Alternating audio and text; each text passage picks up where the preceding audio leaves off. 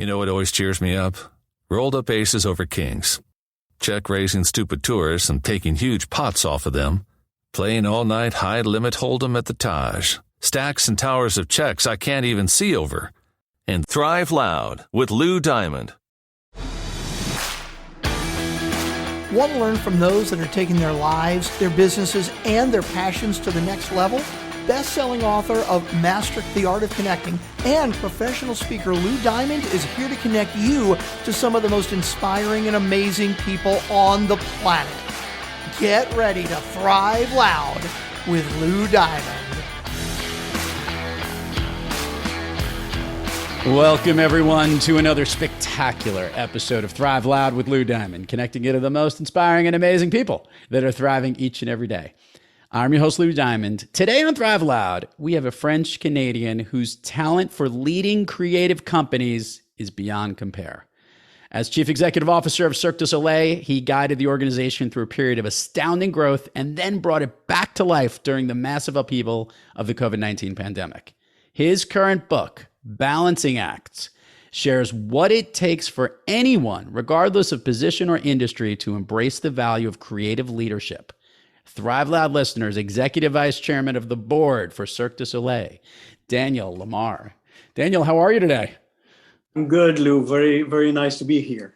Listeners, you got to hear these stats. I'm going to start off with this, Daniel, because I read through this and I was just dumbified is the only word I could come up with. 20 plus years ago, in 2001, Cirque du Soleil had 2,000 employees and 7 shows in performance. 5 years later, when you became CEO and the company grew to 5,000 employees and 44 shows around the world, including recent subsidiary acquisitions, and at its peak, Cirque had annual sales of $1 billion, profit margins of 20%, and 15 million attending its shows per year.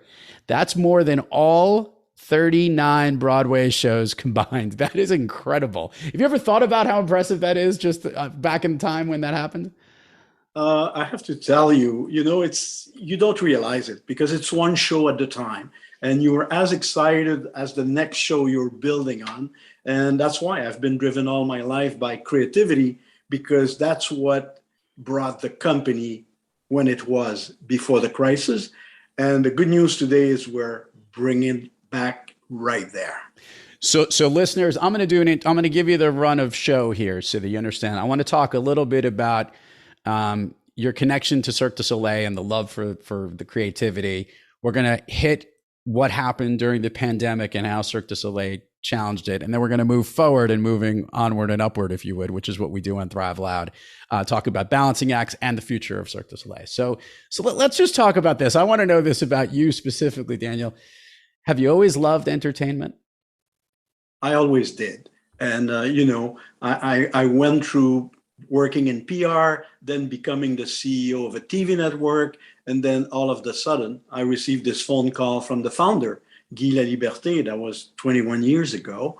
And I spent most of my life, nurturing relationship with artists, producing new shows, and having a lot of fun doing it. Listeners, we will make sure we provide notes in the show notes. If you are not familiar with Cirque du Soleil, there is nothing quite like it. And I actually want to ask you that question. When you were given that phone call, obviously you had a familiarity with Cirque du Soleil, but when you got to see, I guess maybe what was behind the scenes or how these productions were put to test, what was that experience like for you, your first encounter with this incredible brand?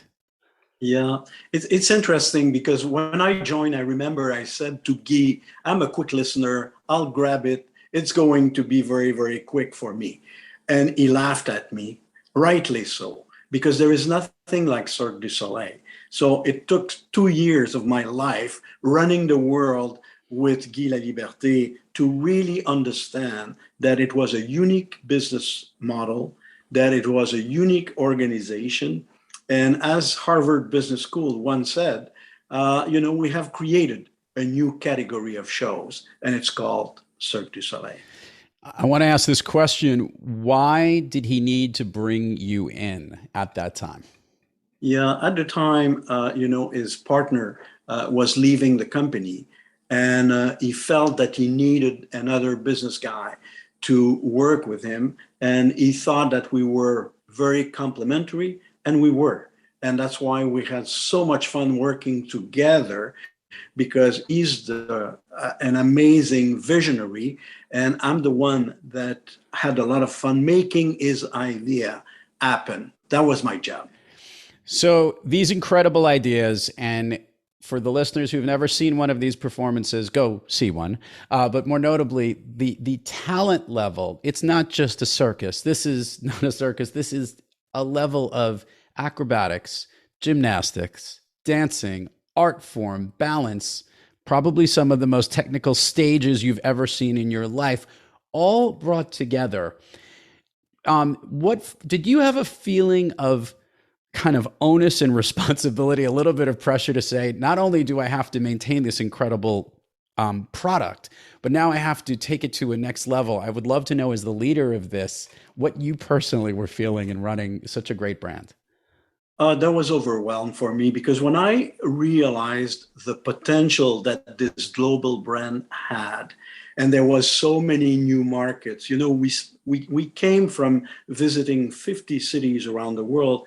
Today we're visiting 450 cities around the world. Wow. So that was so exciting to conquer one city after another, and coming to new countries and having this amazing privilege of showing the world what Cirque du Soleil is all about.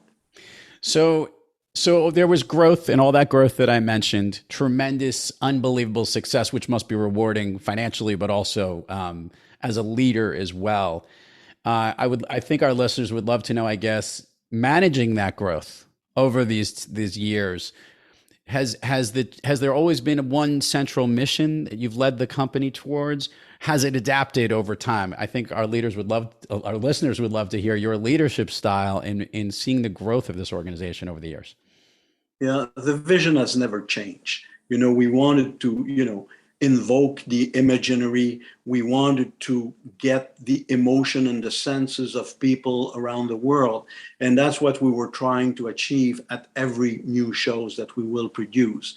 The only changes happened about 5 years ago when we start buying other companies. We bought Blue Group. We bought V-Star, which is for kids entertainment. We bought The Works, which is for magic. And then we were able to leverage our amazing distribution capabilities for other type of content. I guess, like any entertainment company, or from Disney to whatever brand you want, you have the ability to find that unique type of offering, those new categories. Was that the target? Is Blue Man Group, having seen that personally, there was nothing quite like that. And it's certainly, there's no competition. Was that some of the eyes that you would have? We have to find stuff that sits on its own and doesn't compare to anything else? Yeah, the motivation was find something that has an amazing artistic platform, but is not known outside of North America. Yeah. Because that's what we had to offer, this international springboard where we could help, Blue Man and all the other acquisition to conquer the world. And that was really the strategy that we had developed at the time. Okay, so now I'm hitting the fast forward button / rewind button at the same time here. I'm moving forward in your story, but I'm also getting to something that everyone's thinking about. A little over 2 years ago, the world came to a stop, if you would. So first of all, let's hear it from right before the global pandemic hit. How many offerings did Cirque du Soleil have across the globe at that moment? And just give us a status of where you were right at the beginning of the pandemic. Yeah, we had 44 shows. We had revenue over $1 billion that we were generating, and we were on a roll. Everything was doing amazing. So now the pandemic hits, and based across on where you are on the globe, everything is shutting down. And obviously, in-person performances, sporting events, everything comes to a stop. Let's talk about you as a leader and having to deal with what was going on, communication, how are you trying to make all these decisions, and obviously from shareholders, investors, but also all these hundreds and thousands of employees that you have. Talk about that challenge at that moment when everything was hitting the pandemic. Yeah, that was really a nightmare. I remember clearly March 13, which by the way was a Friday, a Black Friday. And that's where I've learned that all our touring shows had to be shut down. And I remember I came back home, I said to my wife, as long as Las Vegas is open, we're fine. And then the following day, March 14, we had to shut down. The entire city of Las Vegas was shut down. Yeah. And then I realized that I had no show, no revenue. And the following Tuesday, and that was insane because I'm very, very close to our employees, but I couldn't meet them. I had to communicate to them through Zoom and explain to 5,000 employees that 95% of them were losing their job. And that was horrible, worst experience in my entire life. And I could also imagine, based on the culture from what I've learned about the organization, this wasn't just, oh, these are people that are working in my organization. You have a connection with them. You've seen, you care about them because you've not only seen them grow, but it's such a unique component to the world. And we're also just dealing with such uncertainty. For you personally, how are you navigating through all of that? Yeah, first of all, I fought this idea that the company will not survive. I was adamant we were going to go through the crisis. So the first thing we did, we stay in touch with our employees. That, as a matter of fact, were no longer our employees. Right. But we decided to treat them like if they were employees, communicating with them all the time.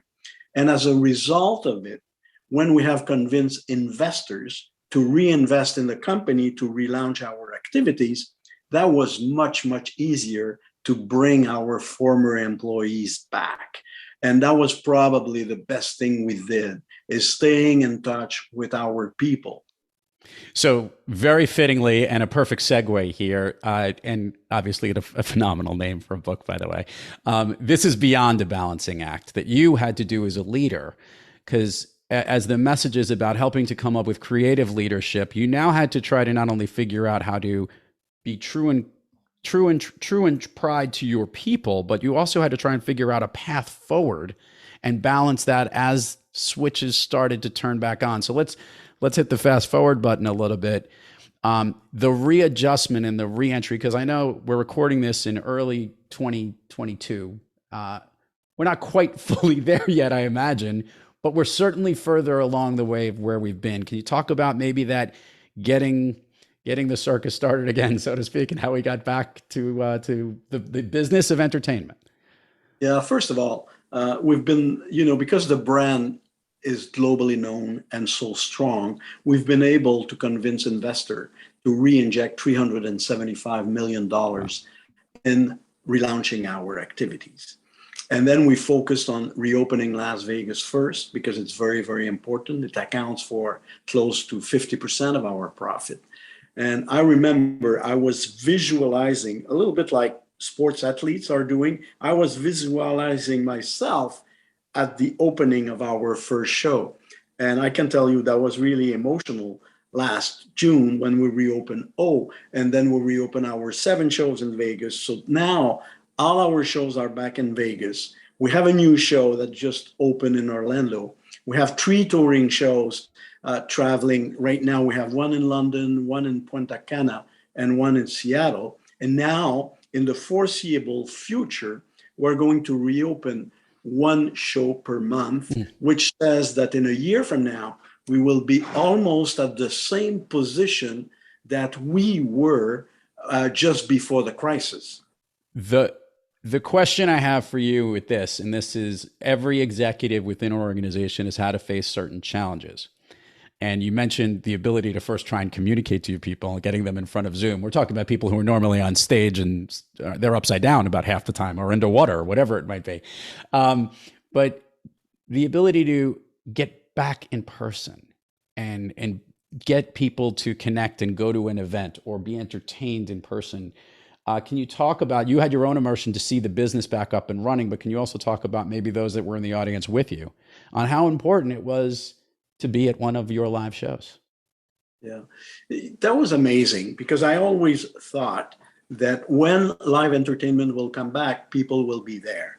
And now I know that not only is it happening, not only they're back, but they're excited. You know, the reaction that we had until today and still moving forward, people are coming back excited, reacting more than ever before. We have been selling in, more tickets in our early days than we were selling before the crisis. There is a need for people to see human performance, and that's what we have to offer.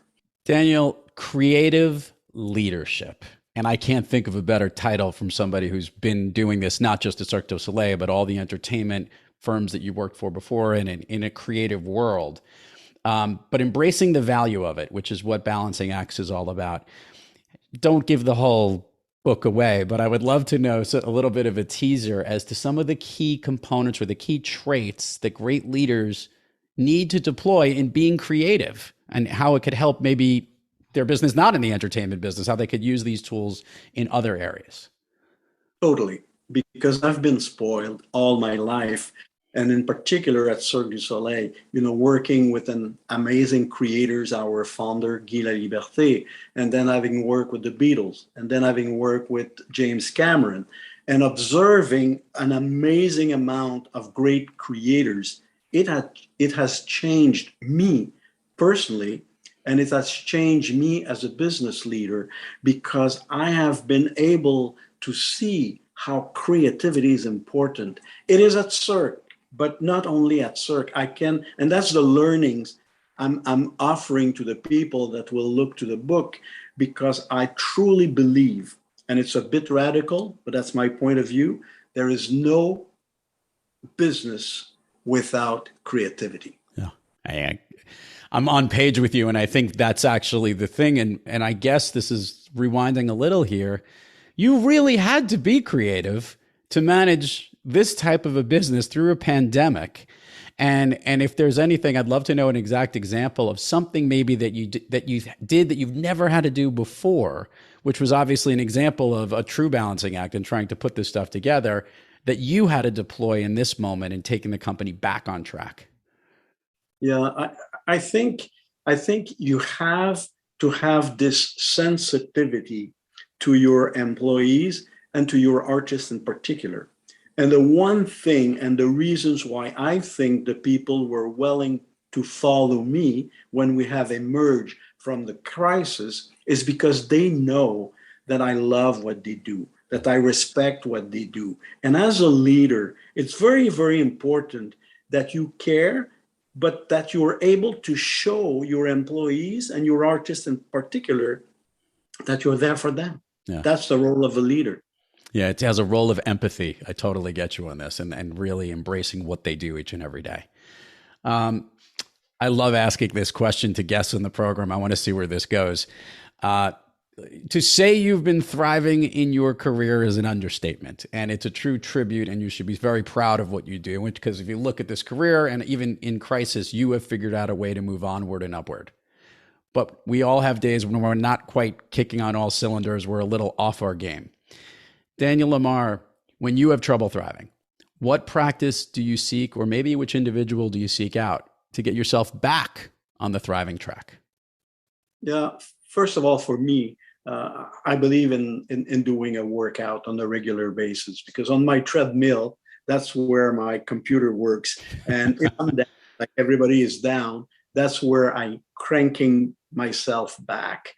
The other thing I like to do also is then consult a lot of different people, because then you get re-energized by someone. I can look at you and say, what do you think of this or the other thing? You will see something that might has nothing to do with what I'm going through, but it will click in my mind something.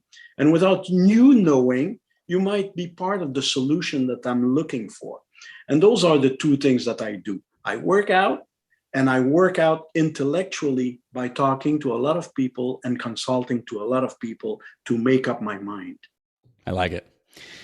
Let's do the admin part of the show here, Daniel. This is how this is going to work. I want you to share with the listeners all the places people can find Balancing Acts. We'll put it in the show notes, places they should know about it.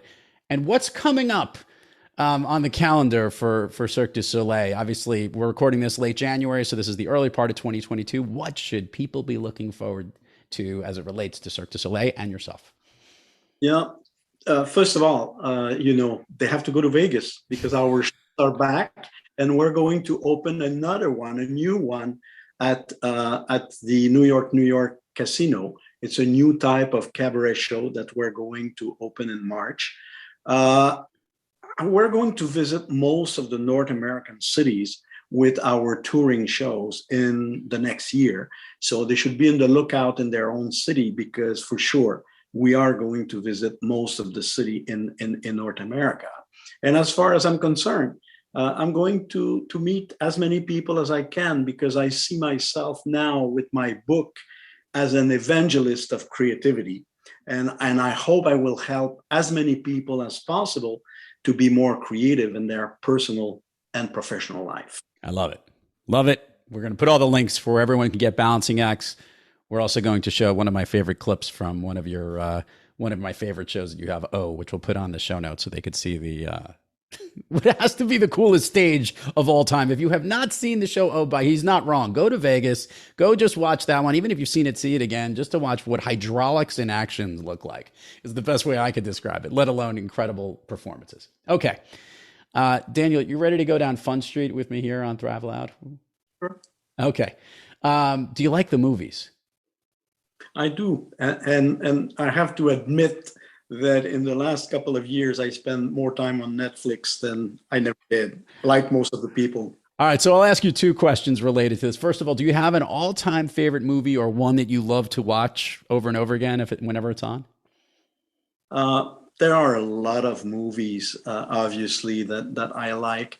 I have to say that I've been very touched lately by a series that was, and I'm not original, but I think the documentary on the Beatles, the new series. It was awesome. That was amazing. That was for me, because I know the guys, and even if I know the guys, watching it was amazing. What I can't believe about it was that it was never released before. I know that sounds really interesting, but it's just so unbelievable that you couldn't believe it hadn't been snuck out before. It was really good. Yeah, it was for sure. Okay. Here's how we go. We do something called the speed round here, Daniel, and I think you can handle this. I'm going to ask you something. I want the first thing that comes to your mind. These are things that lift you up, motivate you, make you feel good, basically make you thrive. You ready? Yeah. Okay. Of late, a song that you love to listen to, or maybe one that pumps you up. I love Adele songs. I'm listening it when I'm running. Yeah, she's awesome. She's quite talented. How is she only 30, by the way? I don't even know how that's possible. She's just so talented. A favorite food that's not a dessert. Sushi. A favorite dessert. Chocolate mousse. Oh, you had to have something French related in there. I figured that was going to happen, being French Canadian. An activity you wish you did more of. To rock concerts. Go to rock. Okay, so I'm going to double click on that. What's your favorite band that you love to listen to in a rock concert? U2. I love U2. Yeah, they're awesome. An activity you wish you did less of. Eating out, because in my hobby you go too much. If I could snap my fingers, Daniel Lamar, and you could be anywhere in the world, where are you? In the middle, backstage with our cast and crew. Okay, I'm going to ask the most unfair question, so you can play any role you want with this. You have lots of shows under your program. Call them, they are like your children. But is there one particular that you like to watch more than another?